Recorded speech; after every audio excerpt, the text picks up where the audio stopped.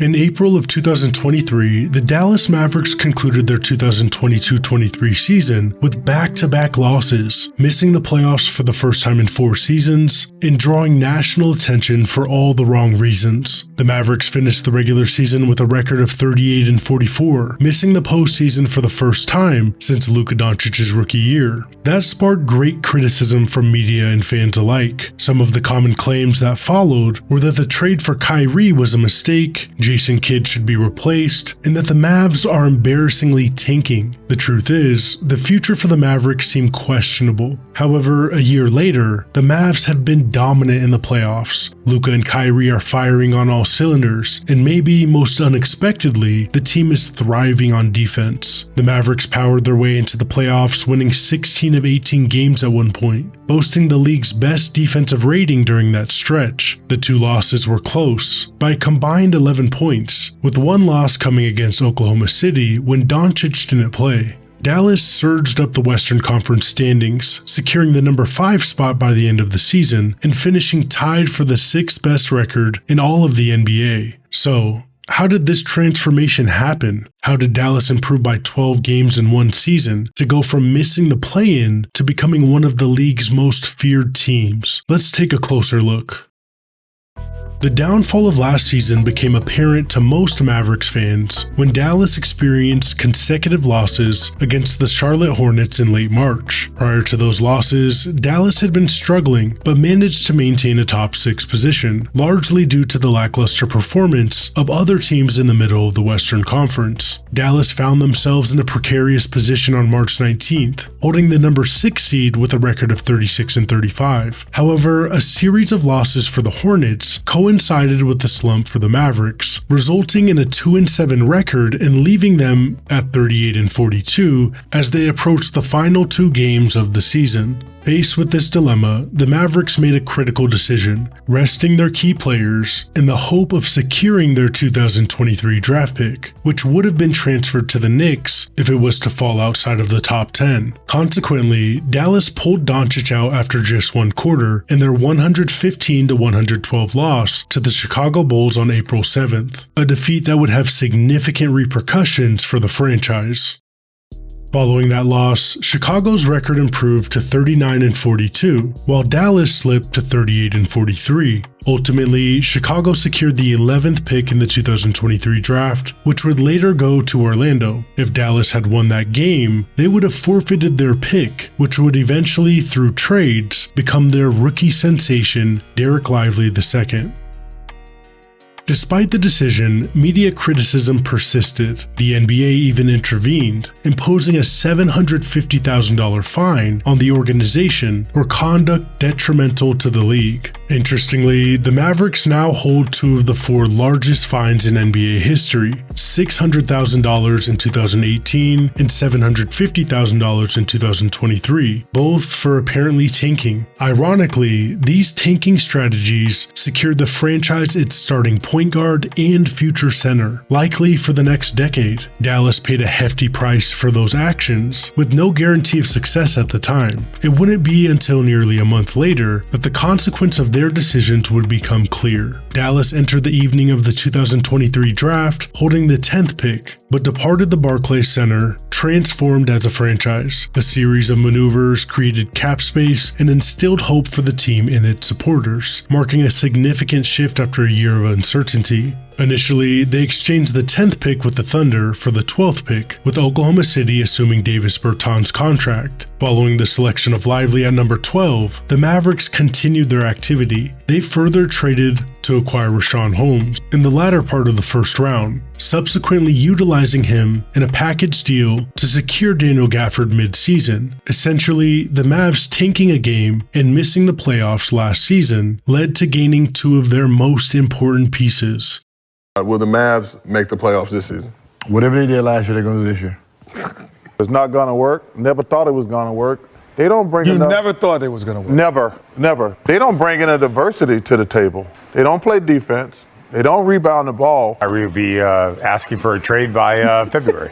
By February. Kyrie or Luka by February. They traded for Kyrie. It's 4th in the West. Right. They went out of the playoffs. And they went. Kyrie and Luka will not work. Kyrie and Luka did not. He is poison, and they will learn that in Dallas, like they've learned that in Boston, like they've learned that in Cleveland. If you're the Lakers, would you rather have Gabe Vincent for 3 for 33 or Kyrie for the mid-level?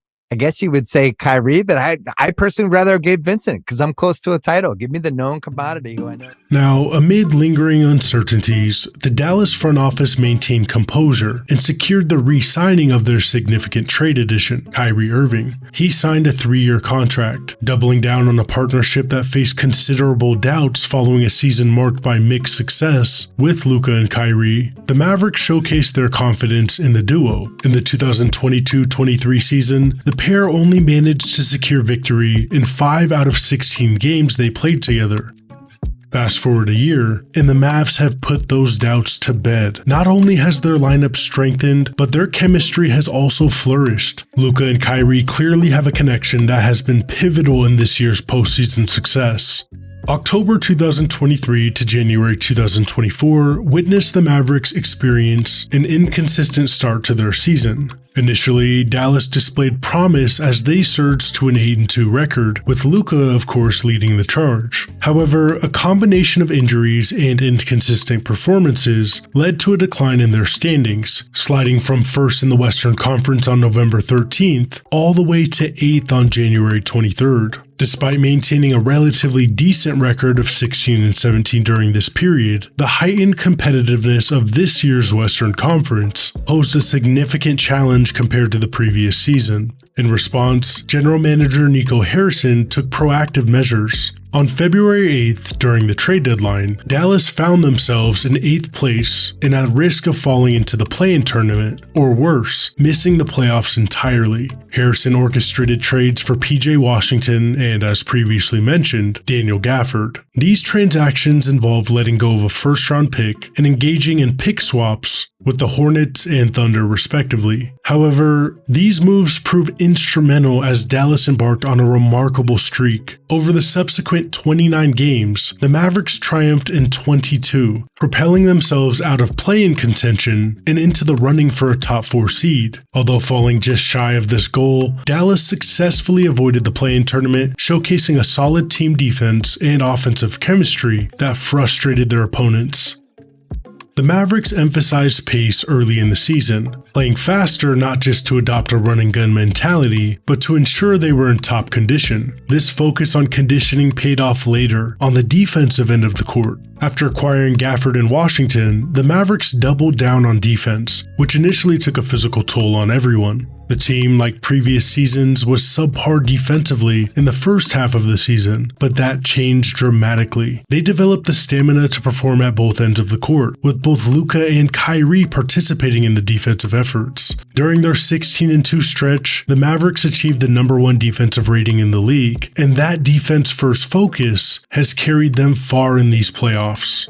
Now, throughout league history, every champion has been anchored by a top-tier player in the sport, and Luka Doncic obviously fits that bill. Remarkably, this season he's shown the best form of his career, averaging nearly 34 points, leading the league, and nearing a triple-double with assists and rebounds. Luka's ability to manipulate defenses to his advantage is unparalleled, and has been vital in these playoffs. Regardless of the defensive schemes thrown his way, he meticulously dissects them at his own deliberate pace. Meanwhile, Kyrie Irving has seamlessly adapted to his role as the perfect complementary piece in the Mavericks offense. While Luka Doncic directs the flow of play, Kyrie Irving navigates the intricacies of Dallas's high-octane offensive system. He provides Luka opportunities to rest and punish his defenses that get caught up in containing Luka only. Luka Doncic and Kyrie Irving were the highest scoring duo in the NBA, boasting a 33-16 record when they started together during the regular season. The Dallas Mavericks recently faced off against the 7th and 2nd ranked teams in net rating en route to reaching the conference finals, and now, after defeating the Wolves, they've taken down the team with the 3rd best net rating. It's fair with the Clippers series to acknowledge the absence of Kawhi Leonard. That is obviously significant, but Luka Doncic was and has been dealing with an injury himself. I mean, did anyone anticipate a Mavericks playoff series victory with Doncic barely shooting above 40% from the field and 30% from 3? I don't think so. This accomplishment is largely attributed to the Mavericks' strong defense, which is carried over from the regular season. In the playoffs overall, Mavericks opponents are shooting 36% from 3, which isn't merely luck. The Mavericks struggled against 5-out teams that stretched the 3-point line with a center. Despite this, the Thunder matchup didn't pose as much difficulty as expected, although it does seem like they were the most challenging opponent so far. But Dallas managed to win the series in 6 games without home court advantage, with the Thunder being fully healthy and the Mavericks missing Maxi Kleber, who played a significant role in the second half of the season and in the Clippers series. Considering the Thunder were a top seed and the Wolves were the 3rd seed, both ranking highly in season-long net rating, the Mavericks' success against them, in dominant fashion, cannot be attributed solely to favorable matchups or luck with shooting percentages. This Dallas defense is legitimately among the best in the league. This defensive prowess seems sustainable because limiting scoring opportunities near the rim holds greater significance than restricting 3-point attempts. Shots close to the basket are considered the most efficient in basketball, so it's not surprising that every opponent faced by the Mavericks has encountered offensive challenges. Denying access to the paint is like depriving a basketball team of oxygen. From February 5th until the season's conclusion, opponents shot 61.3% at the rim against the Mavericks, ranking 3rd best in the league during that period. In the playoffs, Mavericks opponents are shooting just 56.4% at the rim, the best performance among all playoff teams. For years now, the Dallas Mavericks have endeavored to surround Luka Doncic with strong defenders to compensate for his shortcomings. This strategy has consistently fallen short, either due to insufficient offensive strength or defensive vulnerabilities. However, this revitalized Mavericks defense, ranking 1st in the league in the final 15 games of the season, has multiple contributors, and players like Gafford, Lively, Jones Jr., Washington, and more deserve great credit. But at the same time, Doncic and Irving's dedication to a defensive identity has played a significant role in achieving the newfound success in Dallas. The Boston Celtics will certainly pose a significant threat to the Mavs. They thrive off of 3-point shooting, but Dallas has time and time again outperformed expectations, especially on the defensive end. And if the games are close, it's hard not to place all confidence in the Mavericks' 2 offensive juggernauts to close out those games. Make your predictions in the comments, and please subscribe. And as always, thanks for watching Sports Pantheon.